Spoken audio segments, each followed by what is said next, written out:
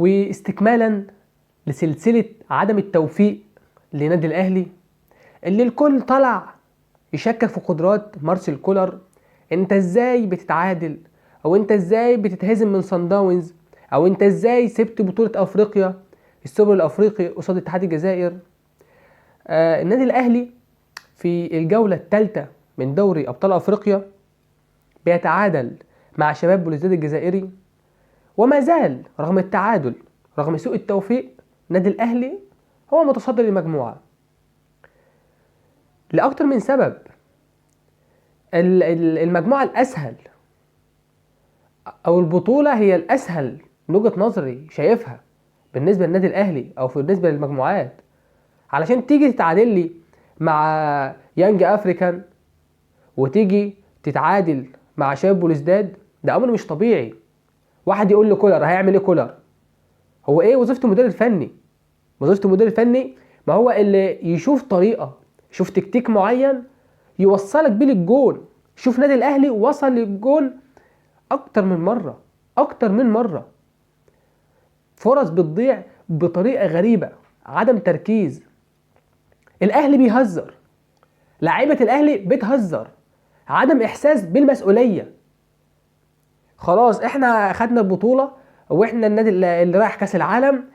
لا، اللعيبه مش حاسه بمسؤوليه ان انت في بطوله جديده في دور مجموعات، وربنا يعني كرمكو بان المجموعه ما فيهاش فريق جامد، او افريقيا عامه ما فيهاش غير دلوقتي من وجهه نظري هو صن داونز والاهلي والوداد شويه. اكتر من كده اصلا افريقيا فاضيه، افريقيا كلها فاضيه باستثناء الثلاث فرق انا قلت عليهم. ما تجيش انت بقى علشان انت عارف ان المجموعه بتاعتك فيها مدياما ويانج افريكان وشباب بلوزداد. يا عم ده انا كده كده صاعد. والله يا جماعه ده تفكير بعض اللعيبه. هو احنا هنروح فين يعني؟ ده احنا متصدرين. ده يا جدع من ضعف المجموعه، من مدى ضعف المجموعه، يانج افريكان وميدياما تعادلوا مع بعض.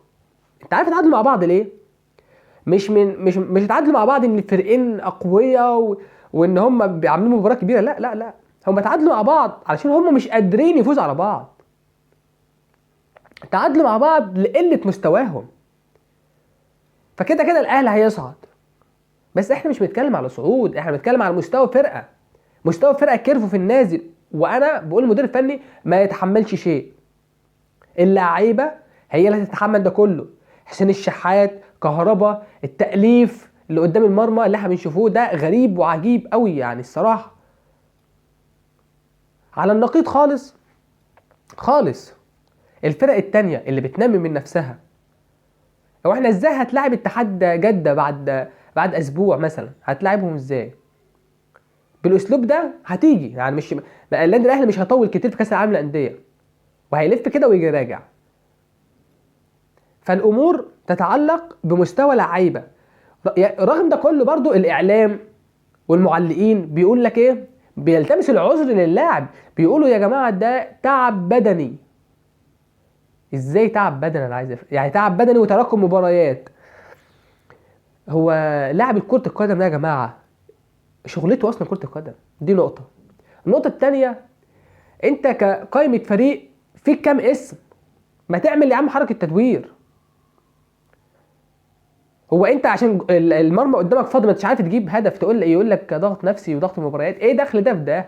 لما بتبقى مسيطر على المباراه ما انتش عارف تجيب جون، دي مشكله، مشكله لازم تتحل، قله ثقه. ولكن يبقى الوضع ان الاهلي متصدر المجموعه وراه شباب بوليسداد ويانج افريكان ب4 نقط. لابد ان الاهلي يصحح من مساره، لابد ان الاهلي ياخد خطوه في حل المشكله. يشوف بقى اللعيبه مش مركزه، اللعيبه مستهتره، نادي الاهلي شايف نفسه خلاص ان كده كده انا يا عم انا هصعد، وكده كده لما يا عم اصعد بقى اروح دور ال 16 هيحلها حلال. كده كده افريقيا ما فيهاش غير صن داونز ووداد ومش عارف ايه. تفكير عقيم. علشان كده هنفضل طول عمرنا ورا. علشان كده هتروح كاس العالم هتيجي لابس في فرقه كبيره هتيجي مشيلاك وراجع. علشان كده لما بتروح تلعب صن داونز هناك بتعيط علشان بتلعب الساعه 3 العصر. ما علشان كده انت مش بتقدر تواجه صعوبات، واول دروب بتخبط بتقع. عقليه ان الفريق اللي يكسب، عقليه التطوير، عقليه الفريق المنافس، عقليه الفريق اللي انا مش هخسر. الاهلي افتقدها في اخر اونه. كل لاعب طموحاته خلاص، انا خدت افريقيا، انا بقيت افضل لاعب، وانا دخلت من ضمن افضل 10 لعيبه في افريقيا، خلاص كده. اللعيبه حست ان احنا كده قفلنا اللعب.